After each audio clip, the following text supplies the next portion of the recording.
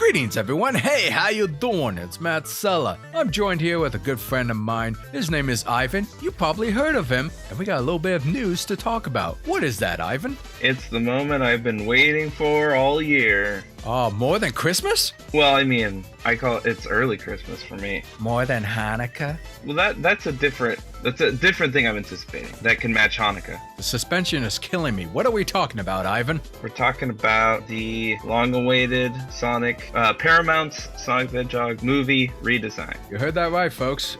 Sonic has gotten a massive redesign, and we got ourselves a new trailer officially released by Paramount Pictures. I'm checking right now. It seems to be like trending #1, at least based off the YouTube link. Yeah, that's right. Oh, wow. Now, as some of you might know, I released a podcast mini a long while ago. I think even before Jeff Fowler, who I believe is the director of this upcoming live-action animated hybrid movie of Sonic. It was rumors, actually. It was back when it was rumors, Ivan, where people were saying this is what the new Sonic's gonna look like. And a lot of people, they didn't like it. It looked very weird. And this was before the first trailer dropped. And I remember addressing it, and my personal opinion kind of still stands by that, where it didn't really bother me, where it just kind of came across as just another Elseworld Sonic. Then we saw the trailer, and oh boy, Ivan, I don't know about you, but a lot of people did not like the look of that old Sonic boy. Yeah, I was a little incredulous with, I don't know, I guess there were some principles of appeal that I took for granted that is just kind of observable, as far as just like to try and avoid any kind of like creep out factor. But I wasn't upset at it. The Sonic franchise has a way of failing upwards sometimes, so I just looked at it as being like, well, this is another classic Sonic head scratcher that I thought at worst it was just going to be probably a bad movie that I could laugh with or at, and then at best maybe a movie that could actually be enjoyable. But I think that what there was before, when I looked at it, I like, this looks like it was driven by either analytics or some kind of executive decision. It was hard to put my finger on it. Yeah, no, there was definitely that certain approach that a lot of people were questioning, like, do you guys know Sonic at all? So yeah, I mean, like, you sound like you were trying to like play devil's advocate a little bit, but you were still kind of disturbed by it. But many more people on the internet were not happy with it and letting their voices known throughout all the YouTube comments, dislike bar, Twitter, and I'm sure Reddit and Instagrams and all the social medias that I don't understand. Well, the good news is Jeff Fowler was listening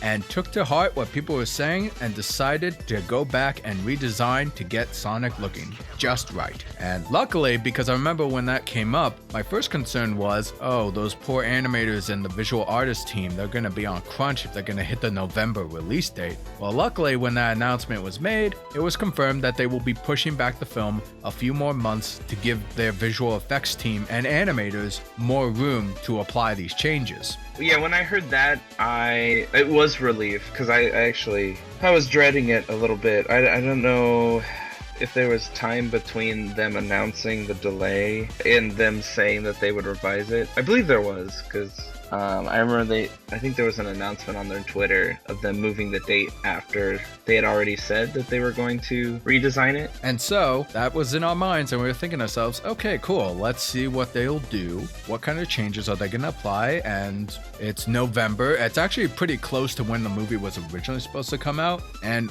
we got our second trailer, and we got a new look at Sonic. And before the trailer dropped, we did get some rumors of what he could look like, but we're going to skip right over that. And this is the new Sonic that we got. And as you can see, Ivan, he is definitely a lot more cartoony. He's got bigger eyes, he's got them gloves, and he traded up some of those Nike brand sneakers with his classic Sonic shoe wear, as well as many other features that are more in tune with the classic Sonic. So Ivan, I want to pass the ballot to you right now. What are your thoughts after looking over the trailer and seeing the new Sonic design? Do you think this is a better step in the right direction? Do you think it's just right, or is there still some apprehension there? It was a weird kind of click. Like they opened immediately by like it was a nice parallel to the first trailer of like showing a close-up of his face, and it was like kind of night and day.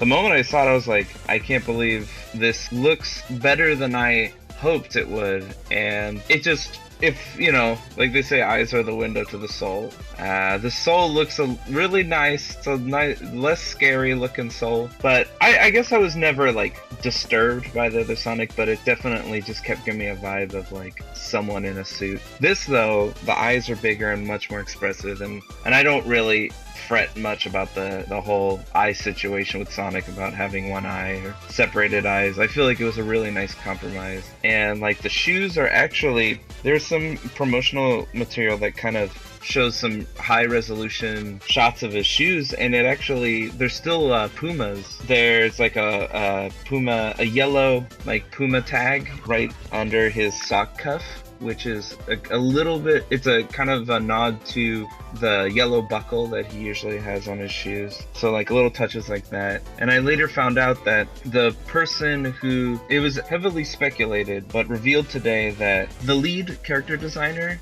is Tyson Hess, who has been in the Sonic comics for a long time, and you may know him as like the director of the Sonic Mania opening and the Sonic Mania shorts and the Sonic Racing short. So he's kind of been the vision holder for a lot of Sonic, you know, promotional things and as far as little side projects. So the fact that the studio went directly to him to helm the redesign for the past 6 months, I think is a really, it was such a smart step for the studio to do, to go directly to the talent that knows Sonic in and out, and knows, like, has a good idea of what the fans kind of expect. And I thought he did a wonderful job in bringing back Sonic's silhouette. The silhouette's there, and I'm happy with the compromises they took from the like modern design that the gamers are used to. Now going back to the trailer, and in my opinion, I am actually happier with this design of Sonic. It's a lot more cartoony, it's a lot more expressive. It is kind of jarring to see a somewhat hyper-realistic textured character in this live-action world,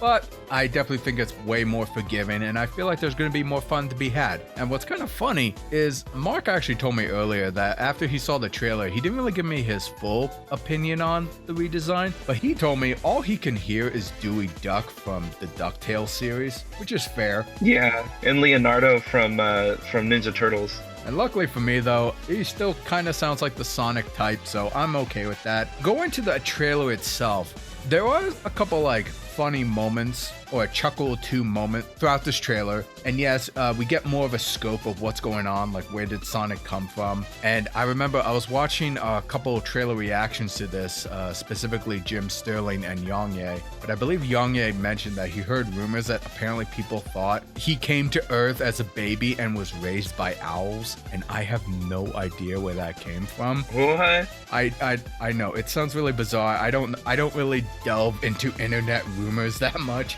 but it looks like Sonic came from his own world. I mean, we saw at the beginning of the trailer, we saw Emerald Hills, which looks pretty awesome in my opinion. It's like a super Unreal version of like Sonic 2.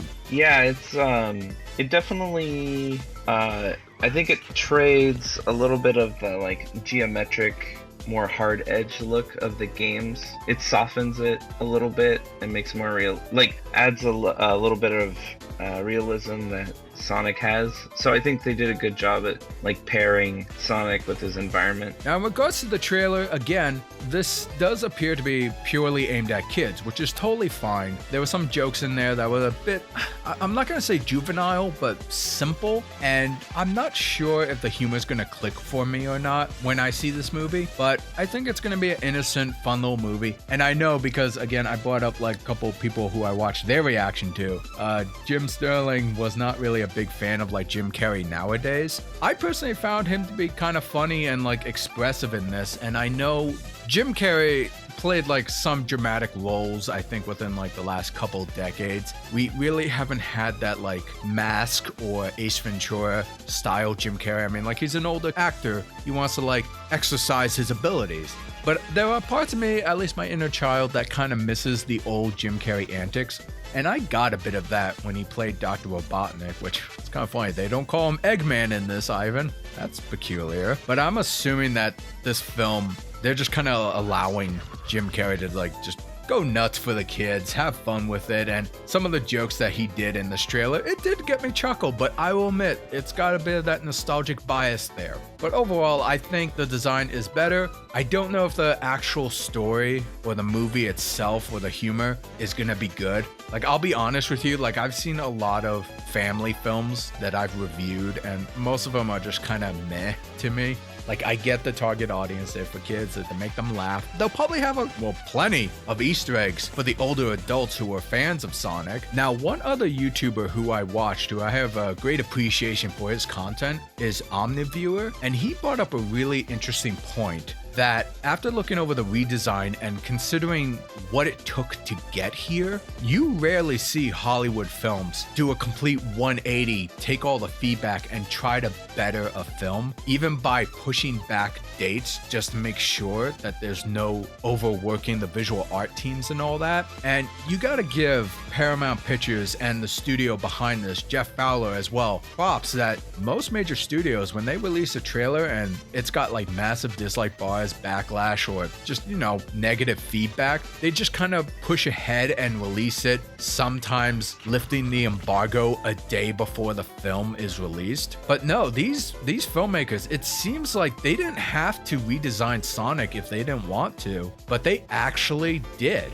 They took the time to try to fix the character, and Sonic looks like he's going to be a lot in this movie. And if you think about all the designs that they already set up, the cameras, the rigs, the actors interacting with this imaginary character, that takes a lot of work. So whether the movie is going to be good or bad, I gotta agree with the Omniviewer. These guys kind of earn my respect, at least to see it when it comes out to theaters, because very little studios even bothered to do that. So I don't know, I think that's very commendable for them. So anyway, Ivan, I babbled on way long enough. Let me hear your thoughts, just in general, what I said, or maybe there's some other points or perspectives we should consider. Yeah, no, I agree. It was really surreal to have a studio, like a Hollywood studio, to react so quickly, and then have a new course of action within like a couple of weeks. I think it wasn't even that long, and I look at this, it feels like a huge exception. I don't know, like, I don't expect this all the time. I know that some people are thinking about, like, does this set a precedent for being very vocal online? Is that going to be enough to make studios add months to their release just so that they could please people? But I'm wondering if it was just at such a magnitude, the reaction to it, that they just couldn't, it was undeniable, or they could not avoid doing this, or if maybe internally they had expected this to kind of happen. And I don't mean anything like conspiracy, but I mean, like, perhaps they were maybe ready to, like, try and, I don't know if internally there was a lot of back and forth or anything, because I just have a hard time thinking that any artist would let the first design go without saying anything. But Paramount has their, like, I feel like everyone who wished for this change, I really hope they keep their, like, I hope they go see the movie. Like, this isn't, I don't think this is gonna happen all the time. I really hope that they feel like this was, putting people through all, this much work was worth a ticket. And yeah, I definitely commend Paramount for doing this. And I know you've mentioned trying to kind of think about what Paramount can do as, like, to bring up franchises and everything, that they kind of want to have something that a franchise that they can build and grow. Yeah, because we had that conversation before where it's like, if you think about, like, franchises that studios have, like Disney, they got Star Wars, the MCU, Warner Brothers, they got DC, Lord of the Rings. Paramount really does not have much franchises they can bank on. Not that much these days. So I think if you're already on the fan, if you get the fans on your side like this and say, like, hey, we want to make something that you all can enjoy and that we can all that we can be proud of, I think that's a good start. Like, I don't know how many other studios would do this. Like, do a favor for the fan base before the movie even comes out. Yeah, it's very different. So I think they're off to a good start as far as having good faith with the fan base if they want to turn this into something in the future. I wholeheartedly agree, and it's going to be quite a spectacle to see of what's going to happen come February when this movie is released. Now, before I close this video off, because we talked quite a while on this, I do have a couple questions I want to see if you can quickly answer for me. Some speculation here. Looking at the trailer, it seems like Sonic has this Speed Force-like ability. Do you think we're gonna get any hints to the Chaos Emeralds in this movie? Yeah, it's funny you mentioned, because there is a shot that looks like he's supercharged. And for a moment, I thought it was that, if anyone who's played the games has kind of known, like, if Sonic glows, it usually means that he has, it's something to do with the Chaos Emeralds. I'm not sure if that shot necessarily had to do with that, but I hope that, to kind of use your question as a jumping off point, I feel like this could be a good origin story for Robotnik ending up in Sonic's world and kind of moving the audience from their world through the first movie and, having Sonic guide them into his world. And this is kind of sparked by an end credits scene from the first trailer. Yeah, I mentioned that earlier too, because I remember in the last, I don't remember where I mentioned it. I said like that shot with Eggman, with Dr. Robotnik, shave with like the long mustache. I was like, that's totally a post-credit scene. Yeah, I wouldn't be surprised if it was, and like I think that would be a good arc for like world building, would be to introduce something like the Chaos Emeralds and like a second movie theoretically. I don't know if it would be part of a finale to this film, but if I were them and had plans like many studios to make several movies, I feel like building up to the Chaos Emeralds and Sonic's world would be an interesting direction to take, and perhaps you see Robotnik's arc turn into Eggman in Sonic's world. Perhaps he goes mad or wants to rule, and then that's where you can introduce the whole idea of using animals for robots. So I think this film can be a setup for all the things that Sonic fans like about the games. I feel like there's room for that. I guess my hope is that to take inspiration from the games and go in that direction. I think going supersonic would be an amazing like high point in whatever kind of narrative they're trying to make. And I think that'll do it for our little podcast mini. If you made it this far, I want to thank you all for checking out our opinions on this second Sonic trailer with the new design. I want to thank Ivan for joining me here. Thank you very much. This is, I really was waiting for this for a few weeks, heard it rumored, and it's been great being on to kind of gush about it. Yeah, I know, because every time like new Sonic news comes up, I'm tempted to do it like a mini talking about the subject, but it just doesn't feel right to do it without you, because you're the Sonic fanboy that I trust far more than my own opinion. Thanks. I try being a reasonable one. I know there's you take the good with the bad with this franchise. But yeah, I want to thank everyone for checking out this video. Be sure to check out some of my other videos, like, subscribe, do all that kind of stuff. Right now we are in the middle of Disney Plus, so we got a lot of series to go over. You should check out that our episode 1 DeLorean should be live by the time this video goes up too. And we got Lady and the Tramp in the works, and a couple other things. I even got a good friend of mine. We decided to check out the movie Claws on Netflix, so keep your eye out for that, as well as many more videos to come, because damn it, Ivan, the holiday season is full of all kinds of content. Yeah, I mean, a whole new service worth. A lot of service worth. Anyway, folks, that'll do it for this podcast mini. This is Matt Sella. And this is Ivan. And I want to thank you all for tuning in.